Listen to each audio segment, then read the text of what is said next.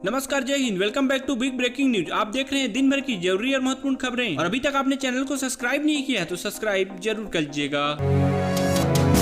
प्रधानमंत्री किसान सम्मान निधि योजना के 9 करोड़ लाभार्थियों को जल्द एक अच्छी खबर मिल सकती है। मीडिया के मुताबिक महंगाई को देखते हुए केंद्र सरकार प्रधानमंत्री किसान निधि की किस्तों में बढ़ोतरी का विचार कर रही है और जल्द ही 6,000 की रकम में बड़ी बढ़ोतरी कर सकती है। खबरों के मुताबिक केंद्र सरकार इस योजना की राशि को 50% यानी 6,000 से बढ़ाकर 9,000 सालाना करने का विचार विमर्श कर रही है। आपको बता दें कि प्रधानमंत्री किसान सम्मान निधि के लाभार्थी लंबे समय से इस बढ़ोतरी की मांग कर रहे हैं और फिलहाल सरकार किसानों के खाते में 2-2 हजार के 3 ट्रांजैक्शन करती है।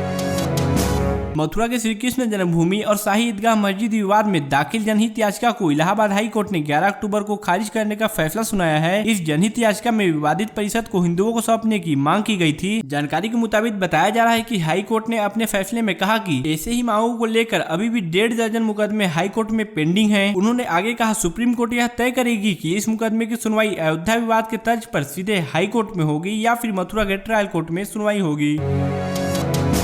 भारतीय विदेश मंत्री एस जयशंकर ने बुधवार को IORA की 23वीं बैठक को संबोधित किया और इस दौरान उन्होंने इस मंच से भारत को विश्व मित्र और ग्लोबल साउथ की आवाज बताया। आपको बता दें कि भारत को साल 2023 से 2025 के लिए IORA के उपाध्यक्ष नामित किया गया है। वही 2025 में भारत को IORA के अध्यक्ष बनाया जाएगा। वहीं एस जयशंकर ने IORA को गतिशील समूह बताते हुए कहा कि भारत का नजरिया है कि हिंद महासागर क्षेत्र में क्षमता निर्माण और सुरक्षा को मजबूत करना जरूरी है। वहीं इस बैठक में बांग्लादेश, ईरान, मॉरिशस और दक्षिण अफ्रीका के विदेश मंत्री समेत 16 देशों के मंत्री शामिल रहे।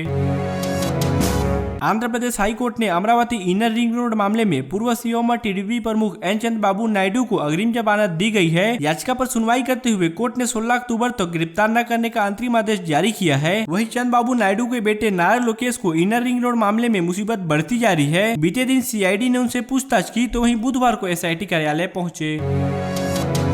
एशियाई खेलों में भारत के रिकॉर्ड तोड़ प्रदर्शन के बाद केंद्रीय खेल मंत्री अनुराग ठाकुर ने बुधवार को मेरा युवा भारत संस्थान की स्थापना को मंजूरी दे दी है, जो युवा विकास के लिए टेक्नोलॉजी द्वारा संचालित एक व्यापक सिस्टम के रूप में काम करेगी। साथ ही यह विकासशील भारत के निर्माण में मदद करेगी। इस दौरान अनुराग ठाकुर ने कहा कि मेरा युवा भारत संस्थान की स्थापना को मंजूरी दे दी गई है। उन्होंने आगे कहा, इसका उद्देश्य युवाओं के विकास के लिए एक सरकारी मंच बनाना है। आपको बता दें कि मेरा युवा भारत राष्ट्रीय युवा नीति 15 से 29 वर्षीय युवाओं को लाभान्वित करेगी। सुप्रीम कोर्ट ने बुधवार को समाजवादी पार्टी के नेता आजम खान के बेटे को अंतरिम राहत देने से इनकार कर दिया है। दरअसल विरोध प्रदर्शन मामले में दोषी ठहराए गए पूर्व विधायक अब्दुल्ला आजम ने याचिका में मांग की थी कि यूपी की निचली अदालत को आदेश दिया जाए कि वह उनके नाबालिग होने के दावे की पुष्टि होते तक उसके खिलाफ कोई फैसला न सुनाए। आपको बता दें कि यह मामला जनवरी 2008 का है, जब मुरादाबाद में पुलिस चेकिंग के दौरान अब्दुल्ला आजम के कार को चेकिंग के लिए रोका गया तो अब्दुल्ला आलम धरने पर बैठ गए, जिसके बाद पुलिस ने अब्दुल्ला आलम समेत कई अन्य सपा नेताओं के खिलाफ FIR दर्ज की थी। असम के मुख्यमंत्री हेमंता बिस्वा शर्मा ने इजराइल पर हमास के आतंकी हमले की आलोचना नहीं करने पर कांग्रेस पर तीखा हमला बोला है। इस दौरान उन्होंने पाकिस्तान और कांग्रेस के बयान को साझा किया। हेमंता बिस्वा शर्मा ने ट्वीट करते हुए लिखा कि कांग्रेस के प्रस्ताव और पाकिस्तान तालिबान के बयान समान हैं। तीनों ने हमास आतंकी की आलोचना नहीं की। उन्होंने आगे लिखा, तुष्टीकरण की राजनीति के लिए देश का बलिदान करना कांग्रेस के DNA में है। बिहार में इन दिनों सियासी बयानबाजी अपने चरम सीमा पर है। इस दौरान बिहार बीजेपी प्रदेश अध्यक्ष सम्राट चौधरी ने RJD सुप्रीमो लालू यादव को बिहार के लिए कैंसर बताया, तो वहीं RJD प्रवक्ता शक्ति यादव ने पलटवार करते हुए सम्राट चौधरी को एड्स बताया है। और इन सब के बीच बुधवार को चुनावी रणनीतिकार प्रशांत किशोर ने बड़ा बयान दिया है और कहा कि बिहार में राजनीति और वाद विवाद का स्तर यही है। बिहार में ज्यादातर लोग ऐसे ही व्यक्ति को नेता मानते हैं जिससे भाषा का ज्ञान हो और न ही विषय का ज्ञान। वहीं उन्होंने अपने पद यात्रा का जिक्र करते हुए कहा कि मुझे समाज के साथ मिलकर काम करना है। गुलाम नबी आजाद ने जम्मू कश्मीर में बीते 1.5 सालों के दौरान हुए आतंकी घटनाओं पर बुधवार को चिंता व्यक्त की है और उनके खिलाफ एकजुट होकर लड़ने का आह्वान किया है। मीडिया द्वारा जम्मू कश्मीर में मौजूदा सुरक्षा स्थिति को लेकर पूछे गए सवाल पर उन्होंने जवाब देते हुए कहा कि आतंकवाद फिर से अपना सिर उठाने का कोशिश कर रहे हैं। हम सभी जम्मू कश्मीर के लोगों, सरकार व राजनीतिक नेताओं को इससे मिलकर लड़ना चाहिए। उन्होंने आगे कहा, यह केवल सरकार की नहीं बल्कि हम सबकी जिम्मेदारी है। दिल्ली के मुख्यमंत्री अरविंद केजरीवाल ने आम आदमी पार्टी के विधायक अमनातुल्ला खान से मुलाकात के बाद प्रधानमंत्री मोदी पर बड़ा हमला बोला है। उन्होंने कहा कि आम आदमी पार्टी के नेता के खिलाफ फर्जी मुकदमा चलाया जा रहा है। मोदी की चाल और जुबान में अहंकार है। प्रधानमंत्री की पूरी कोशिश है कि आम आदमी पार्टी को कुचल दिया जाए। उन्होंने आगे कहा कि 400 फाइलों की जाँच हो गई है, लेकिन कोई भी गड़बड़ी नहीं मिली है। साथ ही सीएम केजरीवाल ने आगे कहा कि पीएम मोदी को चैलेंज करता हूँ कि एक भी पैसा का कुछ मिला तो बताएं। विधानसभा 2023 को लेकर बयानबाजी और पोस्टरबाजी करने का सिलसिला तेज हो गया है। कांग्रेस के समर्थन में जारी एक पोस्टर पर केंद्रीय मंत्री ज्योतिरादित्य सिंधिया ने आपत्ति जताई है। उन्होंने आरोप लगाया कि कांग्रेस राज्य में चुनाव के हार को भांप कर बौखला गई है। इसी वजह से निचले स्तर पर जाकर भाषा पोस्टर सहित अन्य हथकंडे अपना रही है।